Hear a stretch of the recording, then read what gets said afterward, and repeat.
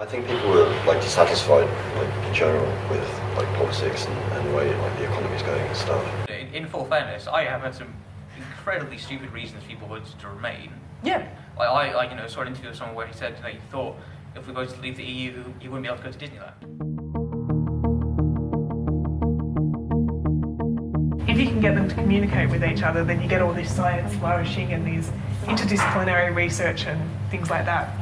Of course, I mean, you can play devil's advocate here a little bit, and that they would say that it is the EU itself that is stifling this international collaboration. So the issue is there's no precedent for Brexit. I mean, North's left the EU before. This is exactly the day when Scotland will become a sovereign nation.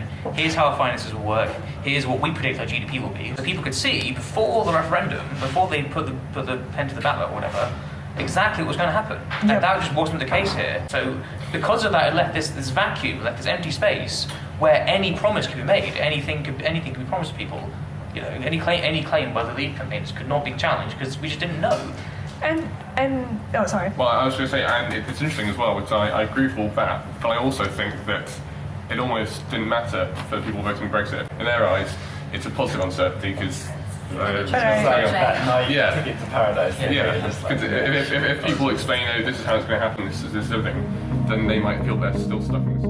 No government promised that. Back to the part where you said like it left kind of an empty space. I think that's where academics come in, and people like Sir Poyakov, they can give a really educated opinion. When they had the plan there saying like that's our plan, that's our GDP, that's all those points, maybe they would have disagreed with them and said actually that's not what I want, that's not what I'm voting for.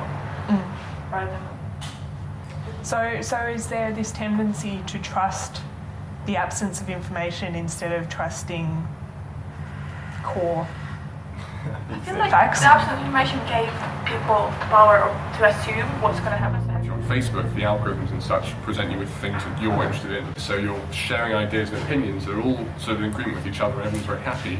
You're in your own little sphere of the facts as you see them. I think loads of academics must have been in this algorithm bubble and just think like, oh yeah, sure, this is never going to happen. I think really, honestly, like loads of academics just didn't even like or it's impossible. Or weren't on Facebook and just were in that academic or bubble. maybe. By the university. I think as a result, and also not being on Facebook, they didn't even really speak out. That's an important thing that scientists don't really think about trying to promote. I mean, like, sure, you can like give out loads of facts and things and like give people a lot of knowledge about all these different issues and things. But you might actually need to like encourage people to make second-tier arguments for themselves, because that's a kind of weird thing to think about as trying to promote. Because I mean, how would you do that? No, but it's promoting things like, I think, the scientific method and balancing arguments and testing hypotheses and gathering information. All of those are much more important skills than do you know all the moons of Mercury or something like. If someone is messing around in school or whatever, they miss out on that whole sort of system of being critical and being analytic in that sense, regardless of whatever subject they're looking at.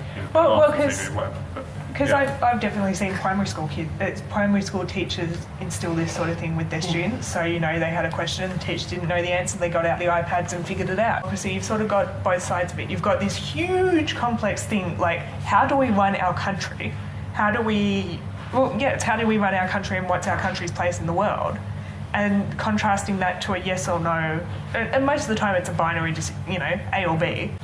I mean, what I've liked about this discussion is I think we've sort of tangled out how we've felt about this issue, but I think we've gone further and actually gone, well, how does it relate to other things in society and what can we do about it?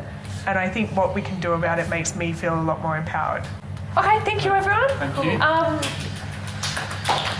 don't know if we're clapping ourselves. Okay, so you guys who are doing